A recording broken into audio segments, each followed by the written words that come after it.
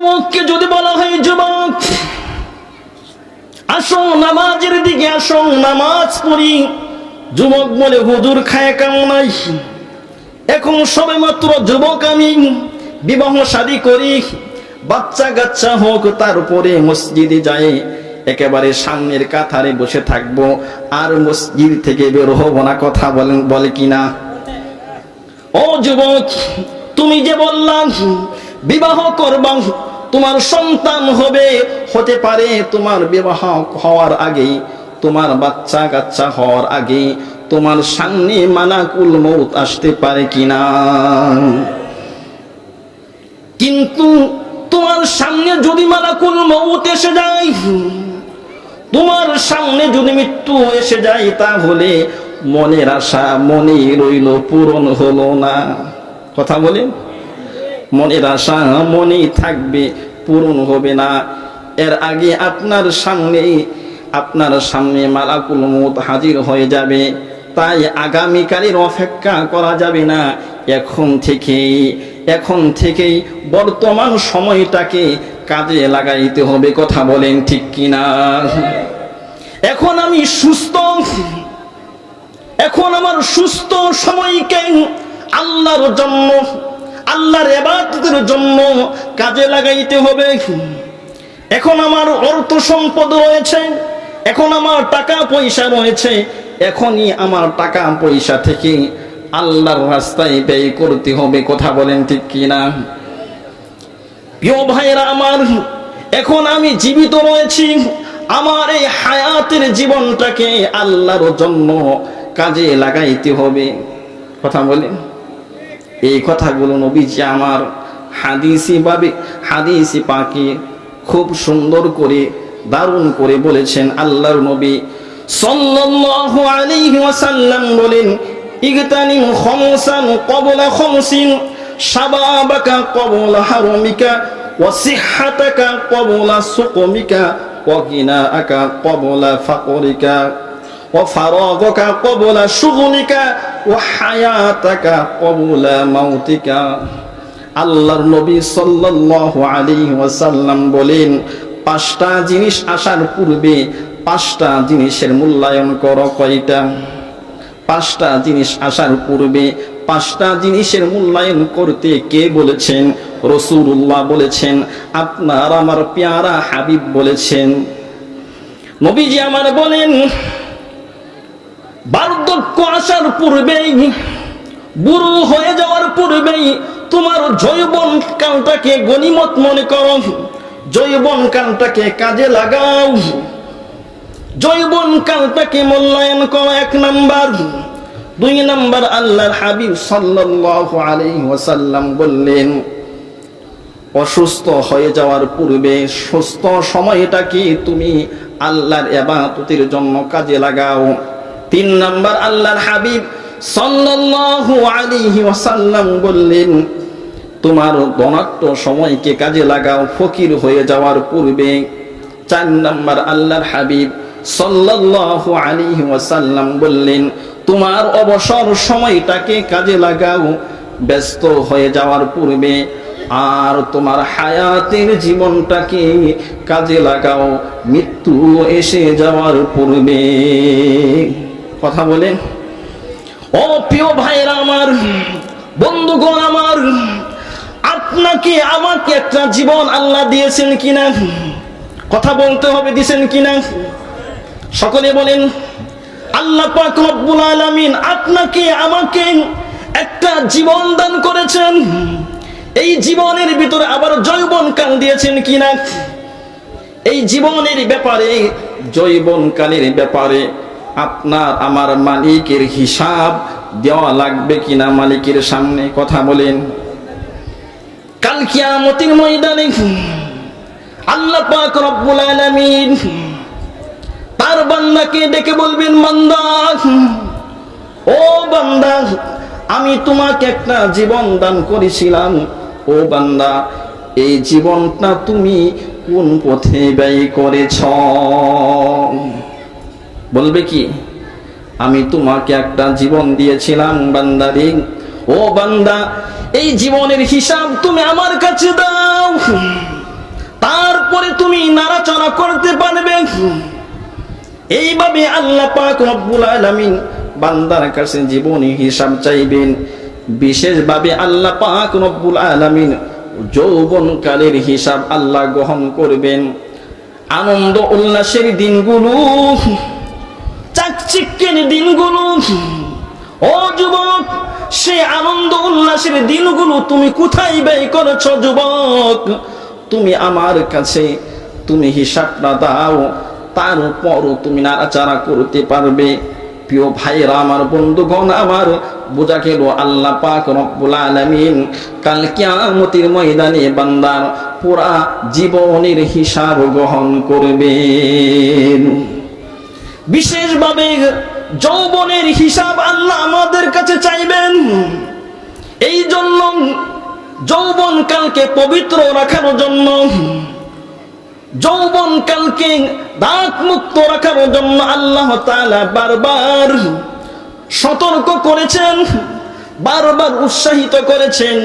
আল্লাহ পাক রব্বুল আলামিন কালামে পাকে ইরশাদ করেন, ওয়ালা তাকরাবুজ জিনা ইন্নাহু কানা ফাহিশাতাও ওয়া সাআ সাবিলা। আল্লাহ পাক বলেন, ও বান্দা, ও যুবক, তুমি জানা ব্যভিচারের নিকটেও যেও না। এটা বড় মন্দ কাজ, এটা বড় কতই না মন্দ পথ। ও বান্দা, জানা ব্যভিচারের নিকটেও যেও না। আল্লাহ কিন্তু এই কথা বলেন নাই বান্দা জানা করো না, ব্যভিচার করো না, বরং আল্লাহ বললেন, ও বান্দা, জানা ব্যভিচার অবৈধ যৌনাচারের নিকটেও তুমি যেও না। আল্লাহ কি বলছেন জানা করো না? আল্লাহ বলছেন জানা তো দূরের কথা, বান্দা এমন কাজ তুমি করবা না যেই কাজ তোমাকে ব্যভিচারের দিকে নিয়ে যায়, জানার দিকে নিয়ে যায়, অন্যায়ের দিকে নিয়ে যায়, পাপাচারের দিকে নিয়ে যায়। আপনার মেয়ের বিবাহতে, আপনার বাতিজির বিবাহতে গানের অনুষ্ঠান আছে কিনা? কথা বলেন। সেখানে ডুল তবলা সাউন্ড বক্স বাজানো হয় কিনা? আর যুবক যুবতীরা সেই গানের তালে নাচে কিনা? কথা বলতে হবে একটু। ওই যে আপনার যুবতী মেয়েটা, যুবক ছেলেটা গানের তালে তালে নাচলো, ওই যুবতীর দিকে যুবক তাকিয়ে থাকলো, আর যুবতী যুবকের দিকে তাকাইয়া থাকলো। এই তাকানোটা নাচানাচিটা জিনা না, কিন্তু এই তাকানো আর নাচানাচিটা ওই যুবক যুবতীকে এক সময় জিনার ভিতরে পৌঁছে দিবে। কথা বলেন, জানার ভিতরে লিপ্ত করে দিবে। তাহলে গান বাজনা এটা জানা না, কিন্তু এরকম গান রয়েছে যেই গান আপনাকে জেনার ভিতরে ঢুকিয়ে দিবে। আছে কিনা?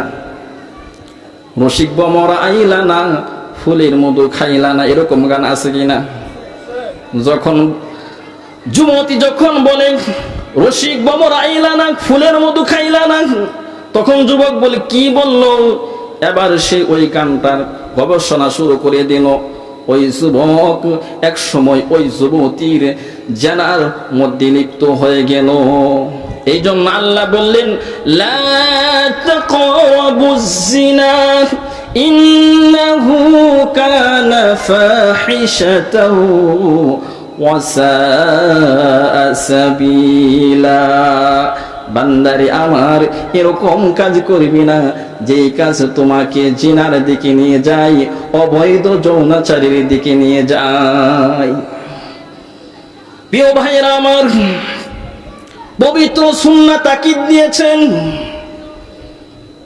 কাল কিয়ামতের ময়দানে আল্লাহ পাক রব্বুল আলামিন একটা প্যান্ডেল করবেন আরশের নিচে। কোথায়? আরশের নিচে।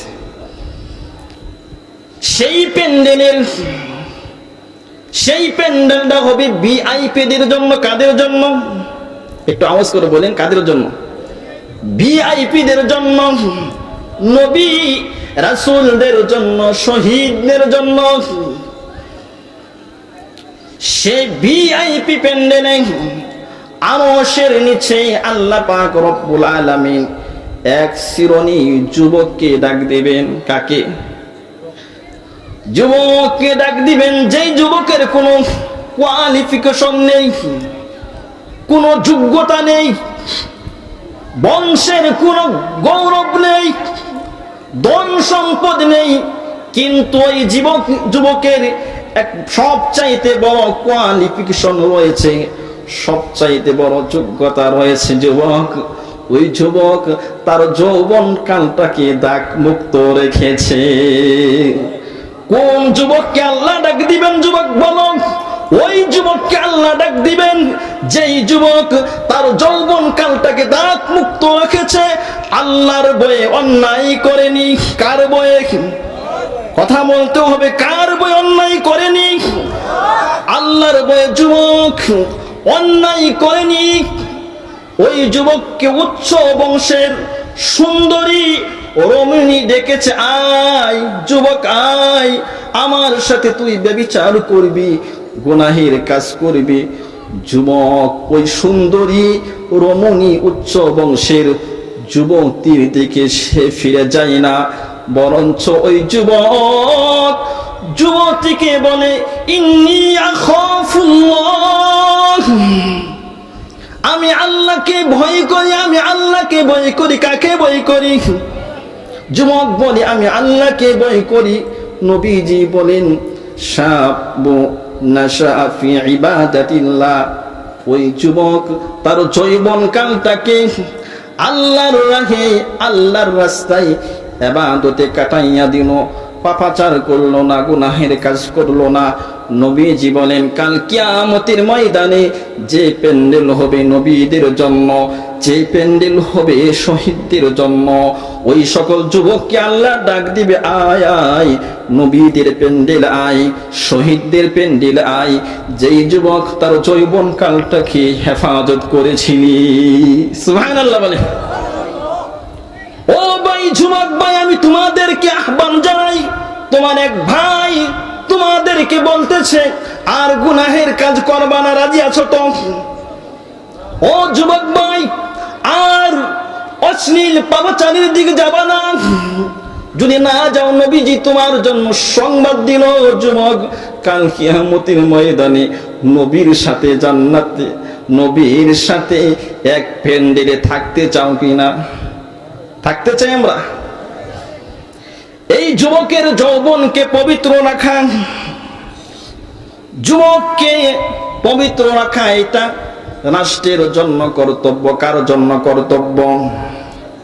অভিভাবকের জন্য কর্তব্য, জনগণের জন্য কর্তব্য। যেই যুবক জাতি পবিত্র যত, ওই জাতি তত পবিত্র। ওই জাতি কি? তত পবিত্র। যেই জাতি যত বিপদগামী, যেই যুবক যত বিপদগামী হবে, ওই সমাজ তত বিপদগামী হতে বাধ্য হবে। কথা বলেন ঠিক কিনা? যুব সমাজ যদি ভালো হয়ে যায়, তাহলে ওই সমাজটাও ভালো হয়ে যাবে। আর যদি যুব সমাজ যদি বিপদগামী হয়ে যায়, তাহলে ওই সমাজ বিপদগামী হতে বাধ্য। কথা বলেন ঠিক কিনা? তাই আমি যুবককে বলবো, এখন যুবক তুমি রয়েছ, এখন তুমি বলছো আজ করব না, আগামীকাল থেকে করব, এখন করব না, বিবাহ শাদী হলে করব, এটা তোমাকে শয়তানে ধোঁকা দিচ্ছে। শয়তানের কুমন্ত্রণায় পড়ে তুমি এরকম করছো, এরকম ধোঁকায় আর পড়া যাবে না। দিনদারির পথে, দিনের পথে। আরো একটা কারণ হলো কেন দিনদার হতে পারি না? খারাপ পরিবেশের কারণে। কিসের কারণে? খারাপ পরিবেশ। মানুষের খারাপ পরিবেশের কারণে, খারাপ বন্ধুর সাথে সঙ্গ দেওয়ার কারণে আপনি জানবেন এই খারাপ পরিবেশ আর খারাপ বন্ধু আপনাকে খারাপ পথে নিয়ে যাবে। কোন পথে নিয়ে যাবে? আর ভালো পরিবেশ, ভালো বন্ধু আপনাকে ভালোর দিকে নিয়ে যাবে। ভালো বন্ধু আপনাকে কল্যাণের দিকে নিয়ে যাবে। এই জন্য আল্লাহ পাক রব্বুল আলামিন ভালো হওয়ার সাথে সাথে তিনি ভালো লোকদের সাথে ওঠা বসার নির্দেশ দিয়েছেন। কি করেছেন? ভালো হওয়ার সাথে সাথে ভালো লোকদের সাথে উঠা বসার কি করেছেন? নির্দেশ দিয়েছে। আল্লাহ পাক রব্বুল আলামিন বলেন, ইয়া আইয়ুহাল্লাযীনা আমানু তাকুল্লাহা ওয়া কুনু মা'আস সাদিকিন।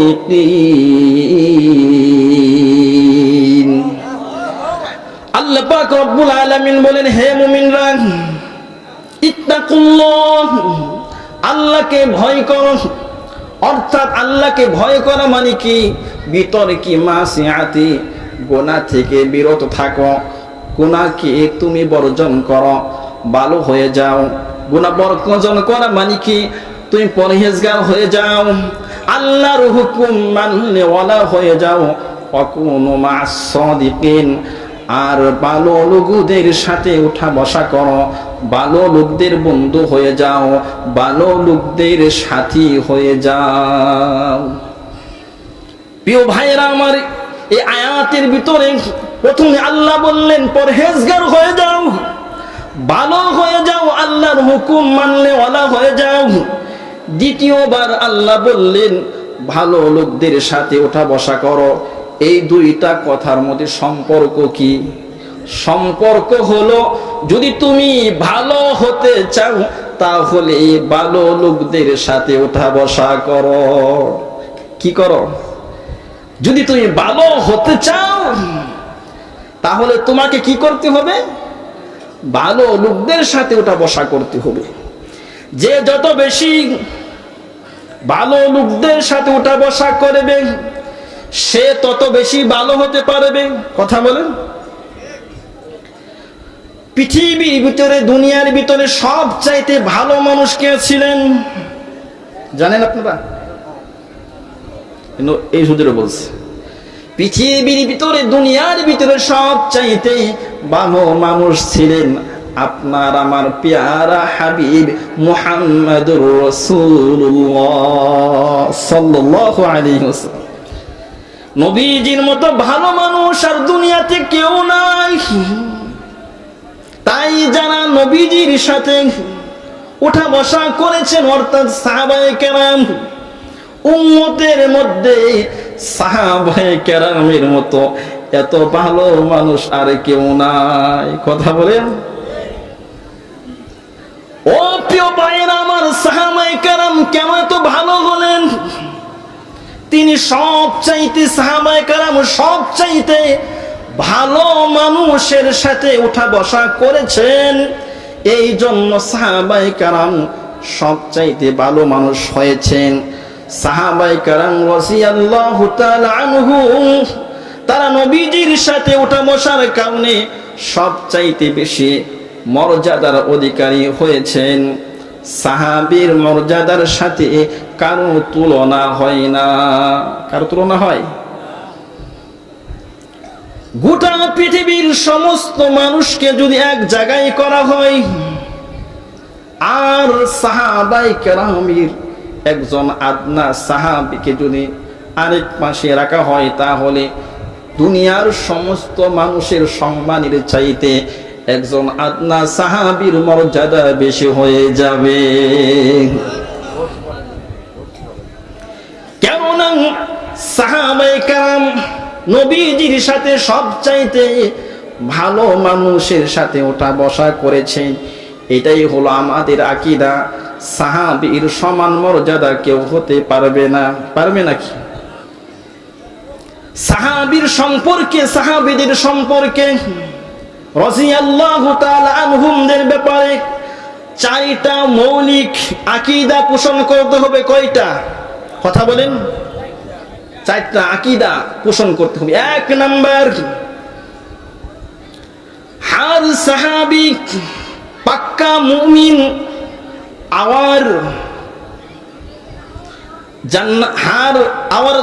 জান্নাতি, আর আওয়ার কি? জান্নাতি। অর্থাৎ প্রত্যেক সাহাবী পরিপূর্ণ মুমিন এবং জান্নাতি। সুবহানাল্লাহ বলেন। এক নাম্বার বিশ্বাস কি?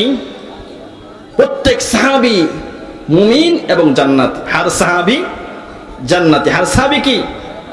জান্নাতি। দুই নাম্বার আকীদা সাহাবায়ে কেরামের ব্যাপারে, প্রত্যেক সাহাবী আদেল এবং সাচ্চে, অর্থাৎ প্রত্যেক সাহাবী হলেন ন্যায়পরায়ণ এবং সত্যবাদী। কথা বলেন। এই আকীদা বিশ্বাস আমাদের থাকতে হবে। প্রত্যেক riwayতের ভিতরে প্রত্যেক রাবী সম্পর্কে কথা রয়েছে, কিন্তু সাহাবায়ে কেরামের ব্যাপারে কোনো কথা নাই। সুবহানাল্লাহ বল। তিন নাম্বার, সাহাবায়ে কেরামকে মিয়ারে হক, সত্যের মাপকাঠি মানতে হবে। কথা বলেন। কি করতে হবে? সত্যের মাপকাঠি মানতে হবে। ফাইন আমানু বিমিসলি মা আমানতুম বিহি ফাকাদ ইহতাদাউ। অন্য আয়াতে আল্লাহ বলেন আমিনু কামা আমানান নাস। নবীজির জামানায় দুইটা দল ছিল, একটা মুমিনুন আর একটা মুনাফিকুন। মুনাফিকুনদেরকে আল্লাহ ডাক দিয়ে বলছেন, ওই মুনাফিকরা রে, তোরা অন্য অন্য মানুষের মতো, আবু বকরের মতো তোরা ঈমান আন। কার মতো? আবু বকরের মতো ঈমান আন। তাহলে সাহাবায়ে কেরাম সত্যের মাপকাঠি। এদিকে তাকান। আমাদের সমাজে এমন লোক আছে, সাহাবায়ে কেরামদেরকে সত্যের মাপকাঠি মানতে চায় না। কথা বলেন। সত্যের মাপকাঠি মানতে চায় না, সাহাবায়ে কেরামের সমালোচনা করে, এরকম লোকও আমাদের দেশে আছে। আছে কিনা? চার নম্বর আকীদা সাহাবীদের ব্যাপারে, কুরআন তাদের আদর্শকে বলে দিয়েছেন। যারা সাহাবায়ে কেরামের আদর্শের বিপরীত কথা বলবে, যেই লেখক সাহাবায়ে কেরামের বিরুদ্ধে কথা বলবে, যেই কিতাবে সাহাবায়ে কেরামের বিরুদ্ধে লেখা হবে, ওই লেখক বাতিল, ওই কিতাব বাতিল। কেননা কোরআনে সাহাবায়ে কেরামের আদর্শের কথা আল্লাহ বলে দিয়েছেন। যদি কোন কিতাব, কোন ব্যক্তি যদি সাহাবায়ে কেরাম রাদিয়াল্লাহু তাআলা আনহুমদের সমালোচনা করে, দোষ তালাশ করে, তাহলে যত বড় পণ্ডিত হোক না কেন, সেই ব্যক্তি বাতিল এবং সেই কিতাবও বাতিল। কেমন? আল্লাহ বলে দিয়েছেন সাহাবায়ে কেরামরা হলো হেদায়েত প্রাপ্ত, সাহাবায়ে কেরামরা হলো সফল কাম। তুমি বলার কে? এই কিতাব বাতিল, কেননা আল্লাহ নিজে বলেছেন তারাই হচ্ছে সফল কাম। উলাইকা হুমুল মুফলিহুন। যত এরকম আয়াত, উলাইকা হুমুল মুমিনুন, এরকম যত আয়াত আল্লাহ নাজিল করেছেন, কাদের ব্যাপারে? সাহাবায়ে কেরাম রাদিয়াল্লাহু তাআলা আনহুমদের ব্যাপারে নাজিল করেছেন। আর তোমরা বলো সাহাবায়ে কেরাম সত্যের মাপকাঠি না, আর তোমাদের কিতাবে লেখা হয় সাহাবায়ে কেরাম দুশ্চর্চা করা হয়। মনে রাখো, তোমাদের কিতাব, তোমাদের আকীদা বাতিল, বাতিল, বাতিল। মুহতারাম হাজিরিন, আপনাদেরকে যেটা বোঝাইতে চাই, সাহাবায়ে কেরামের মর্যাদা সম্পন্ন কোন ব্যক্তি হতে পারবে না। হযরত আব্দুল্লাহ ইবনে মুবারক রাহমাতুল্লাহি আলাইহি এক ব্যক্তি জিজ্ঞাসা করলেন, হুজুর বলেন তো হযরত মুআবিয়া রাদিয়াল্লাহু তাআলা আনহুর মর্যাদা বেশি না হযরত আব্দুল কাদের জিলানী রাহমাতুল্লাহি আলাইহির মর্যাদা বেশি? কি প্রশ্ন করলেন? হযরত মুআবিয়া রাদিয়াল্লাহু তাআলা আনহুর মর্যাদা বেশি না হযরত আব্দুল কাদের জিলানী রাহমাতুল্লাহি আলাইহি মর্যাদা বেশি? এবার হযরত আব্দুল্লাহ ইবনে মুবারক রাহমাতুল্লাহি আলাইহি তিনি বললেন, এই দুইজনের মধ্যে একজন সাহাবী, আরেকজন সাহাবী নন। যিনি সাহাবী নন তিনি কোনোদিনও একজন সাহাবীর সমান মর্যাদার সম্পন্ন হতে পারে না। সুবহানাল্লাহ বলে। হযরত মুআবিয়া রাদিয়াল্লাহু তাআলা আনহু রাসূল করিম সাল্লাল্লাহু আলাইহি ওয়াসাল্লামের সাথে যেই ঘোড়ায় চড়ে জিহাদ করেছেন, একটু এদিকে খেয়াল করেন।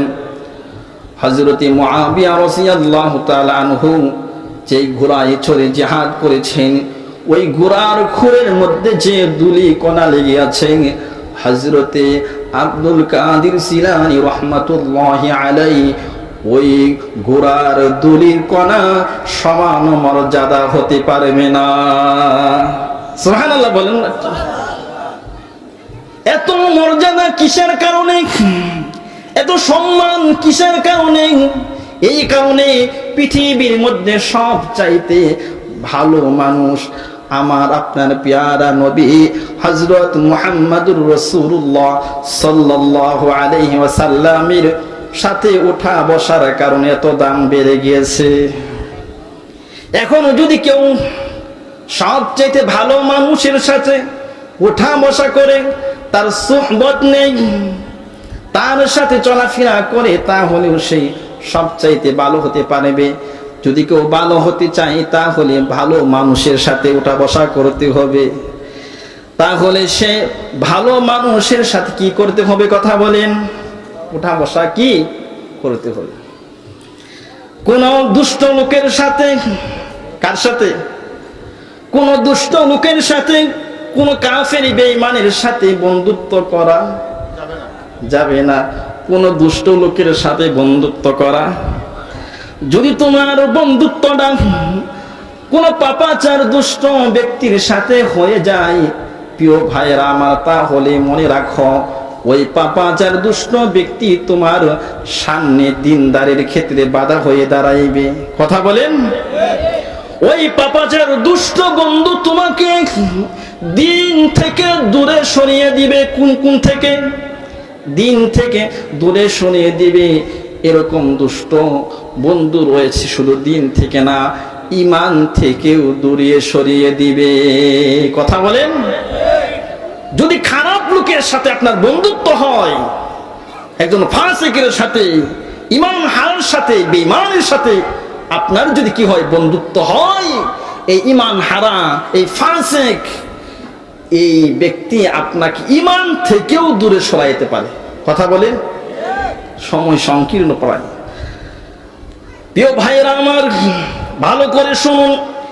একটা ঘটনা বলেই আমি শেষ করে দিব। খারাপ লোকের সাথে যদি আপনার বন্ধুত্ব হয়, কেমন করে আপনি দিন থেকে সরে যাবেন, ঈমান থেকে কেমন করে দূরে সরে যাবেন, ঘটনাটা আমি আপনাদের সামনে শোনাইতে চাই। নবীজির জামানার। কোন জামানার? একটু আওয়াজ করে বলেন। নবীজির জামানা। নবীজির জামানার কথা বলছি, একটু মনোযোগ সহকারে শুনতে হবে। দুষ্ট লোকের সাথে, মন্দ লোকের সাথে যদি আপনার বন্ধুত্ব হয়ে যায়, তাহলে কি হবে? নবীজির জামানায় একজন দুষ্ট ব্যক্তি ছিল, নাম ছিল উকবা ইবনে আবি মুঈত। আরেকজন দুষ্ট লোক ছিল উবাই ইবনে খালাফ। কয়জন ব্যক্তির নাম বললাম? উকবা ইবনে আবি মুঈত, আরেকজন নাম উবাই ইবনে খালফ।